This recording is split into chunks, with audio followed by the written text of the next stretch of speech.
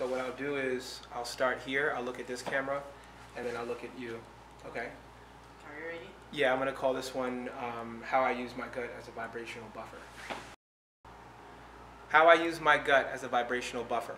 So for founders, one thing that we get caught up in our own ideas, right? So we love the fact that we're all entrenched in what we do, but we forget to kind of take a step back. And, you know, I have 5 things that I do that make my life extremely impactful, but also grounds me so that I can use my gut as another tool to drive decision making.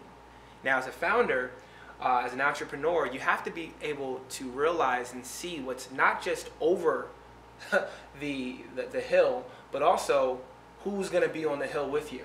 And a couple of things that I do is I really try to ground myself first thing with meditation. So I do meditate quite frequently. You probably heard some of my other videos. And what meditation does, it helps me ground myself. So when a person comes up to me about something that they might be extremely excited about, I don't get too crazy or frantic. I'm like, okay, cool, that's good. And then, because I'm allowing my gut to start to make decisions, it might be a project that we got to work on, or it might be the academy and things we have to do with the academy, or it might be something working on with Cody. I have to be able to use my gut as another way of driving decision making. As a founder, you might have 1 product or 2 or 3, or you might have a team of 15 or 20. How are you making decisions? I mean, I think about it this way. A lot of people that have continued to move the industry or, you know, shake up the industry are the ones that they don't just use this, or they don't just use their mind, they also use their gut. Think about it this way. Your stomach has close to about as many neurons as a small cat does. I'll let that sink in again. Your stomach, everyone, black, white, it doesn't matter who it is. In your stomach, you have just as many neurons as a small cat. Now, you know how smart cats are, so think about that, right? You come up to a situation, you're feeling a little weary about it, and you're like, I don't know if I should do it, maybe I should, maybe I shouldn't. That's your mind fighting against the force. So as we all know, as I've talked about this in my previous videos, we are the energy source, but we're also the force. So we're both. We're atoms and we are energy. So as a founder, we have to be aware of this. We have to be, and the only way to be actively generating this type of decision making at a level in which you can make a decision or make a choice that is viable for your company or your team, the only way to do it is with the entire being. And when you feel it there, when you feel it here, you feel it here, you feel it here, there's no stopping it.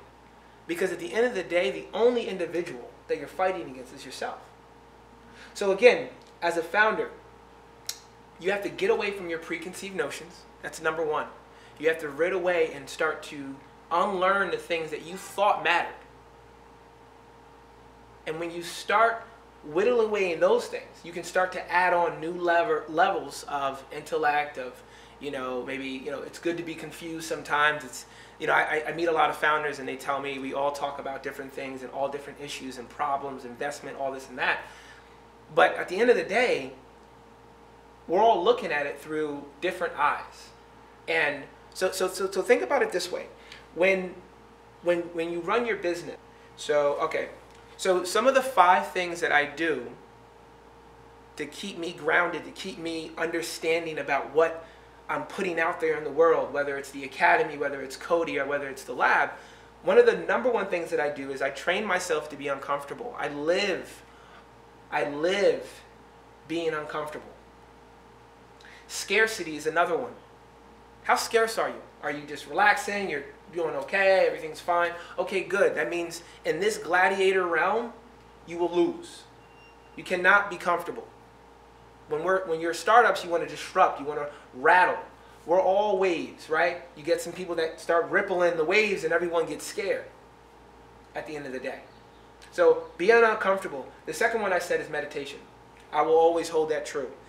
Meditation, that's another one.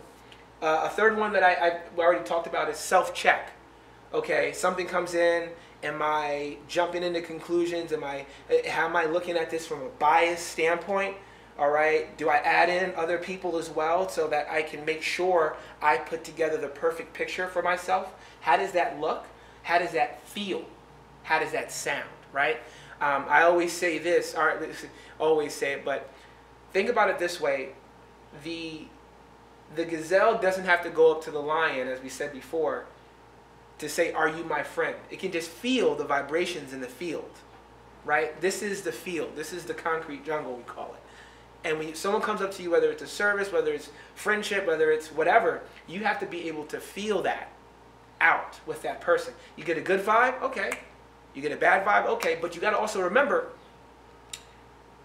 a good feeling might be good, but if you don't know yourself, if you're not grounded, if you're not comfortable if you're not uncomfortable and then comfortable with yourself, then you're going to make bad decisions, and then you're going to blame it on you're going to blame it on outside or external factors when it's actually internal. So as a founder, those are three things. And then if you look at of course self-talk, that's always great. But one of the things that I try to do is really push my gut on my feelings. I put myself out there. Of course, it's always about taking risks. It's always about taking risks, but you also got to understand this. The people that are risky, the people that do take the leaps are the only ones that survive in this game. Again, thank you so much for listening.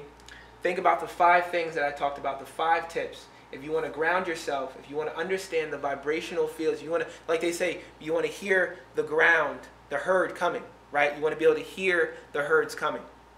So there's only one other thing left to say about this is, what are you doing to make sure that you and your team are on the same vibrational wavelength? Thank you.